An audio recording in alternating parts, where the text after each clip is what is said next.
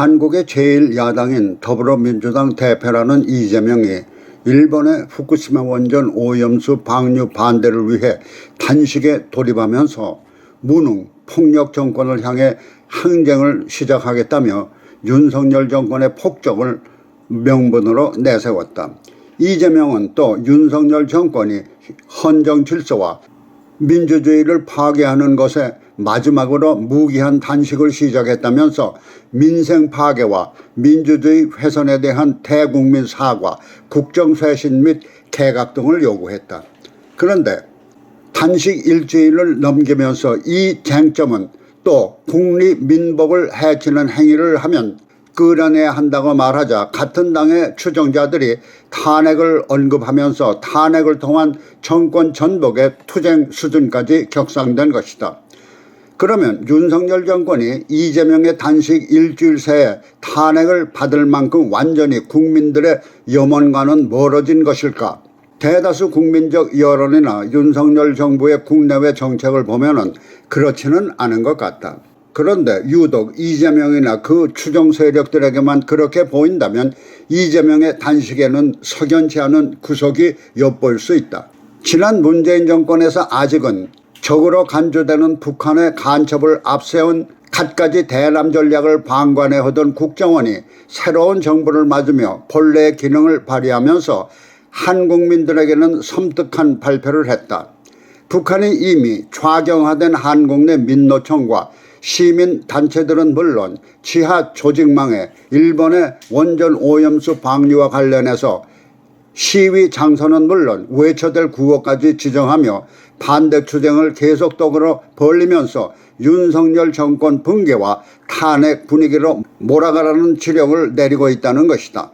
그런데 문제는 그 북한의 지령대로 앞서 말한 좌파 단체들이 각종 시위를 벌인다는 점이다.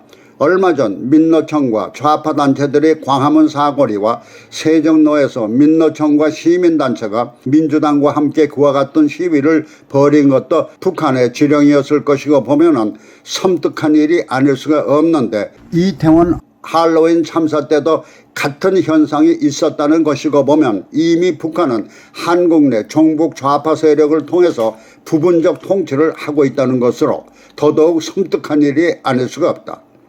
그것은 북한의 대남적과 전략의 하나가 가시적인 무력 침공도 있지만은 한국 내의 동조 세력망을 구축해서 이들로 하여금 이번 일본 원전 오염수 방류와 같은 문제가 생길 때 그들이 심어놓은 조직을 앞세워 이와 같은 문제를 확대해 북한에 대적하는 한국 정부의 붕괴를 통한 그들 나름의 공산주의식 혁명으로 적화 통일을 이룩한다는 것도 무력 통일과 함께 구사하려는 북한의 술수이고 보면은 이번 국정원이 발표한 내용은 무엇보다도 한국의 안전과 민주주의를 위협하는 것이다. 그런데 지금 일본의 원전 오염수 방류 반대를 위해 단식을 하고 있는 인물이 그래도 한국의 제1야당 대표라는 이재명이고 보면은 문제가 있다는 것이다.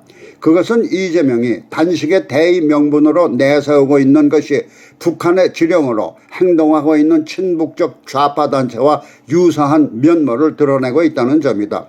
적어도 일국의 거대 야당 대표쯤 되면은 북한의 지령대로 움직이는 자국 내 반국가 세력을 응징하며 거시적인 안목에서 국가 장래를 살펴야 하는데 마치 북한의 지령대로 움직이는 무리들처럼 행동한다면 격에 맞지 않는다는 것이다. 차라리 나의 단식은 나 자신을 위한 방위 수단이라고 말하는 것이 오히려 떳떳할 것이다.